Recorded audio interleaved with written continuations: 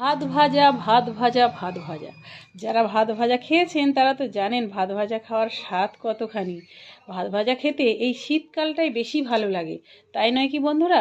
অন্য সময়ে করে খাবেন আর শীতকালে করে খাবেন, দেখবেন আকাশ পাতাল তফাৎ আছে। আর একটা দৃশ্য দেখাচ্ছি, দেখুন কদবেল মাখা।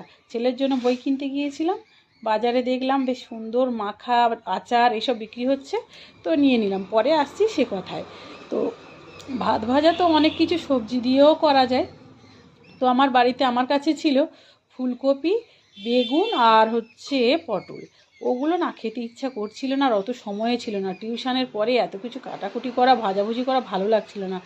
জাস্ট আলুটা ঝটপট করে কেটে নিয়েছি, নিয়ে বসিয়ে দিয়েছি। আলু ভাজাটা হাফের মতো হয়ে গেছে, তখন ছোলা দিয়েছি, কাঁচা পেঁয়াজ দিয়েছি, লঙ্কা দিয়েছি, দিয়ে ভেজে নিয়ে তার মধ্যে ভাত যতটুকু ছিল, ভেবেছিলাম ছেলের একার হয়তো হবে। ভাত ভাজা করতে গিয়ে দেখলাম অনেকটাই হয়ে গেছে। তখন ছেলে আর আমি দুজনে মিলেই খেয়ে নিয়েছি।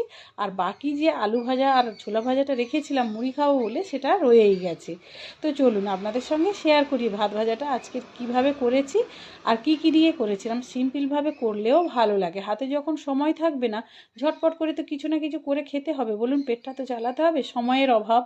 তো আলু ঝটপট কেটে নিয়ে ভাজা করেছি, আর ছোলা দিয়েছি বললাম আপনাদের। তার সঙ্গে শেষের দিকে পেঁয়াজ আর কাঁচা লঙ্কা দিয়ে ভেজে নিয়ে আর ভাত দিয়ে নিয়ে নিয়েছি। ভাবছিলাম ছেলের একার হয়ে যাবে, কিন্তু অনেকটা হয়ে গেছে, দুজনের হয়ে গেছে। আর কর্তামশাই তো এখানে নেই, আর উনি থাকলে এই খাবার অতটা উনি পছন্দ করে না, খেতেও না, ওনার জন্য আলাদা করতে হতো। ধান কাটা হচ্ছে তো ও বাড়িতে গেছে, আজকে চলে আসবে অবশ্য। এটা কাল রাতের কথা বলছি বন্ধুরা। ভাত ভাজা দেখেছেন বন্ধুরা কতটা সুন্দর লাগছে, আর এতটা ভাজা বেশি আছে, যদি কম পরে মুড়ি দিয়ে খেয়ে নেবো।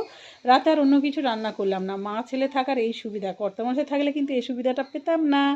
যাই হোক, এবারে আমি আসি কদবেল মাখার কথা।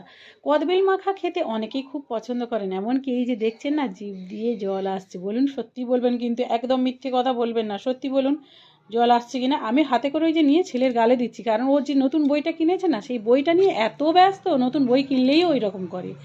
তো ওই জন্য ওর গালে একটু করে দিচ্ছি, তারপরে অবশ্য খাবো। আর একটা রেখে দিয়েছিলাম, অতটা আমরা তো খেতে পারবো না, একটা রেখে দিয়েছিলাম। আমার স্টুডেন্টরা অবশ্য এসে খেয়েছে, ওরা এগুলো খেতে খুব পছন্দ করে, তবে অল্প তো একটু একটু ভাগে পেয়েছে। আমি দিতে চাইছিলাম না সন্ধ্যাবেলা তো, যদিও অ্যাসিড ট্যাসিড করে যায়, কিন্তু না, ওরা তো শুনবে না, খাবে। তো কদবেল মাখা আর ভাত ভাজার কথা বললাম বন্ধুরা। কেমন লাগলো আজকের ভিডিওটা? আপনারা পছন্দ করেন তো? অবশ্যই কমেন্টে বলবেন।